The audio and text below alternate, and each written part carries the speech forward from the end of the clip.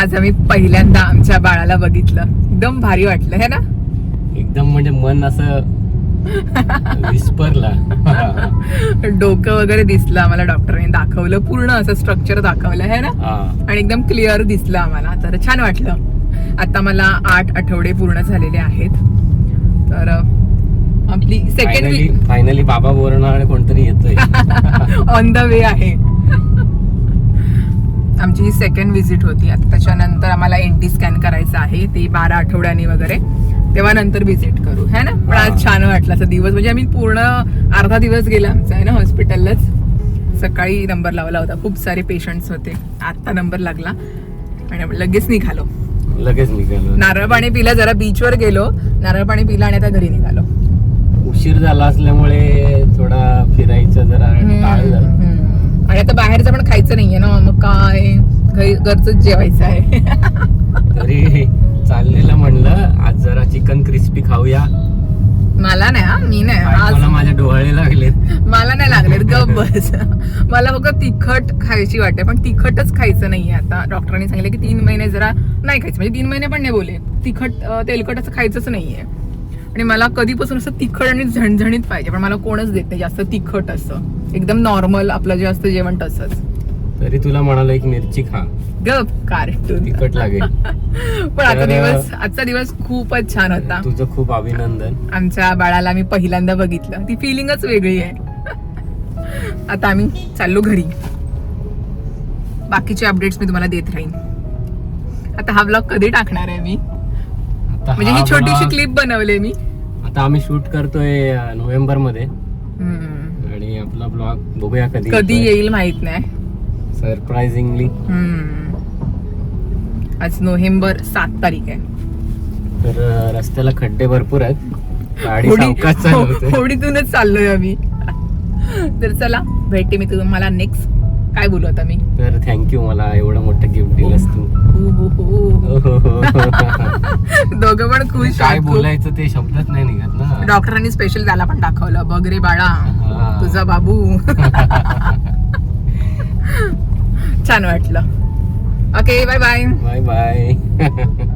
Hello, आज मी तुम्हाला सगळ्या गोष्टी सांगणार आहे. डॉक्टरकडे गेल्यानंतर मला काय काय अनुभव आले ते, कारण की फर्स्ट प्रेग्नेन्सी असल्यामुळे सगळ्या गोष्टी आपल्यासाठी नवीन असतात आणि आपल्यामध्ये थोडी एक्साइटमेंट लेवलसुद्धा असते की काय होणार आहे, कसं असणार आहे आपलं बाळ. तर आज सगळ्या गोष्टी मी तुमच्यासोबत शेअर करणार आहे, तर ब्लॉगला शेवटपर्यंत नक्की बघा. आता मी आलेली आहे टेरेसवर जरा तुमच्यासोबत गप्पा करायला आणि माझे अनुभव शेअर करायला. सकाळीच आले, मस्त वातावरण छान आहे, सूर्य आता जस्ट वरती गेलाय आणि पक्ष्यांचा आवाज येतोय आजूबाजूला. प्रेग्नन्सी टेस्ट केली आणि ती पॉझिटिव्ह आल्यानंतर त्याच दिवशी आम्ही डॉक्टरकडे गेलो चेकअप करण्यासाठी, म्हणजे कन्फर्म करण्यासाठी की आहे की नाही म्हणून. त्यावेळेला डॉक्टरनी कन्फर्म सांगितले की प्रेग्नन्सी आहे आणि पोझिशन सांगितली, बाळाची कुठे वाढत आहे ते सगळं काही व्यवस्थित होतं. पण तेव्हा मला 5 आठवडे झाले होते, म्हणजे अर्ली प्रेग्नन्सी होती, त्यामुळं हार्टबीट्स आले नव्हते बाळाचे. त्यामुळे डॉक्टरने सांगितलं की नेक्स्ट विजिटला या, 6 आठवड्याच्या नंतर बाळाचे हार्टबीट्स यायला सुरुवात होते. पण मला 3 आठवड्यानंतर बोलवलं होतं, म्हणून मला तेव्हा 8 आठवडे झाले होते आणि फायनली तेव्हा बाळाचे हार्टबीट्स ऐकले मी. म्हणजे ते मुवमेंट होता, तो मला शब्दामध्ये नाही सांगता येणार. खूपच असं डुगडुग डुगडुग असा आवाज येत होता. प्रीतला पण ऐकवला, मला सुद्धा ऐकवला. म्हणजे बेस्ट मुवमेंट होता आमच्यासाठी. ती तेव्हाची क्लिप आहे जेव्हा आम्ही हॉस्पिटलमधून येत होतो त्यावेळेला. म्हणजे भारी वाटत होतं.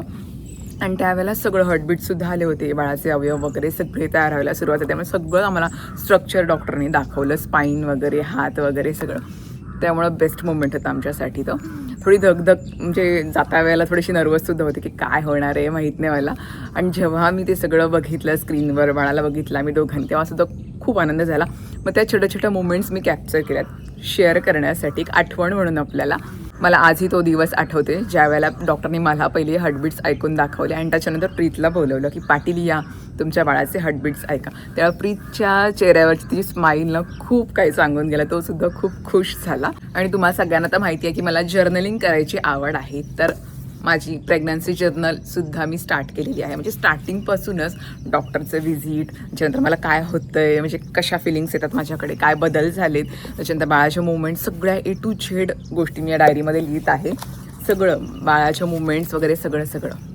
तर जर्नलिंगला सुद्धा मी स्टार्ट केलेली आहे, म्हणजे फर्स्ट डेपासून मी स्टार्ट केली की एक आठवण म्हणून सगळ्या गोष्टी मी त्याच्यामध्ये लिहून ठेवते की मला कसं फील होतं आहे. ते लिहितानाच मला खूप भारी वाटतं. आणि अजूनही ते पहिले दिवस आठवले ना की दुसऱ्या महिन्यात, पहिल्या महिन्यात आपल्याला काय समजत नाही काय आहे ते, जेव्हा आपण चेक करू त्याच्यानंतर आपली सुरुवात होते.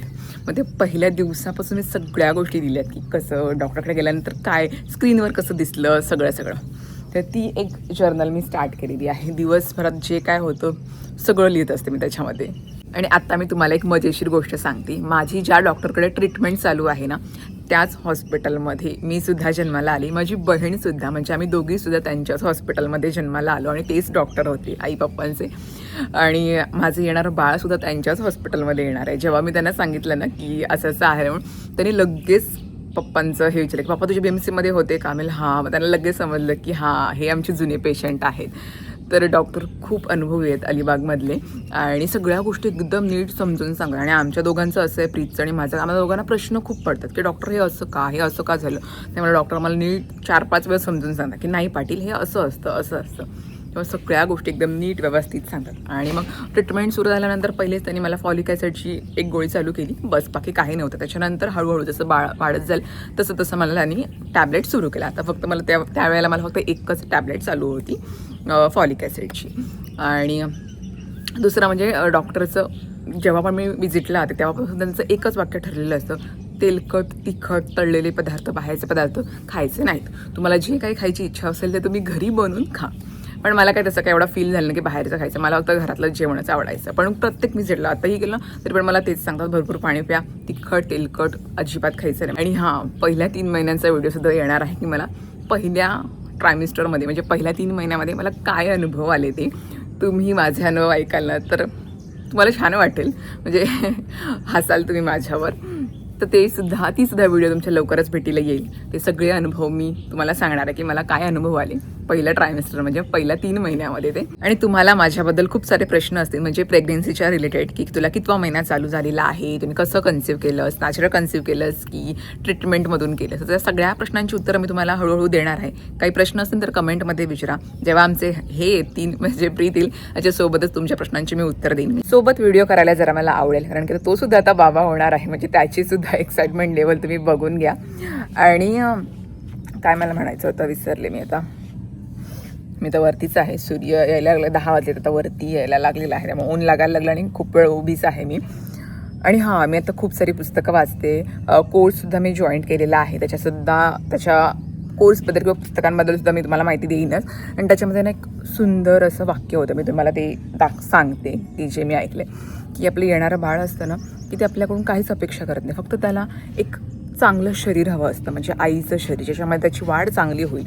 म्हणून मी काहीही खाताना की हे माझ्या बाळासाठी चांगलं आहे का, माझ्या शरीरासाठी चांगलं आहे का, अशा गोष्टीचा विचार केला की तो पदार्थ मी खातच नाही. म्हणजे बाहेरचं चटरपटर बोलू शकता का आपली अशी पिढी आहे की आपल्याला बाहेरचं खाणं जास्त लागतं, म्हणजे पाणीपुरी शेवपुरी म्हणतात तसं मला ते नाही आवडत जास्त, मी घरीच बनवून खाते, पावभाजी किंवा जे काही चायनीजच्या सगळ्या गोष्टी आहेत त्या. म्हणून मी असा प्रत्येक वेळा कोणताही पदार्थ खाताना असं विचारते की ते माझ्या बाळासाठी चांगलं आहे का, माझ्या शरीरासाठी चांगलं आहे का, तरच त्या मी गोष्टी खाते. आणि एकदा तुम्ही हॉस्पिटलची पायरी चढायला लागलात आणि जेव्हा तुमचं ब्लड रिपोर्ट सगळं सॅम्पल कलेक्ट करायला लागलात ना, आणि तेव्हा आपल्याला समजतं की आपल्या बॉडीमध्ये किती कमतरता आहे, काय इन्सफिशियंट आहे, आयर्न कमी आहे, झिंक कमी आहे, असं सगळं सुरू होतं. मग तेव्हा आपल्याला आपल्या शरीराची खरी किंमत समजते, मग आपल्याला गोळ्या चालू होतात. मग त्यापेक्षा आधीपासूनच हेल्दी राहण्याचा प्रयत्न करायचा आपण. तर चला आता मी जाते खाली, खूप वेळ वरतीच होते, सूर्यसुद्धा आला आहे वरती, कुठे गेला हा बघा इकडे आहे, दिसतोय का मला, कॅमेऱ्यात दिसत नाही आहे. वरती आल्या तर जाते खाली, नाश्ता करते. आता माझ्या आई पप्पांच्या फेऱ्या चालूच असतात, सकाळी येतात संध्याकाळी येतात किंवा संध्याकाळी येतात, एक दिवस राहतात, असं चालूच असतं त्यांचं. तर चला भेटते मी तुम्हाला नेक्स्ट ब्लॉगमध्ये. नेक्स्ट ब्लॉगसुद्धा खूप इंटरेस्टिंग होणार आहे, तर चॅनलला सबस्क्राईब आणि व्हिडिओला लाईक करा. तर चला भेटू नेक्स्ट ब्लॉगमध्ये, बाय बाय.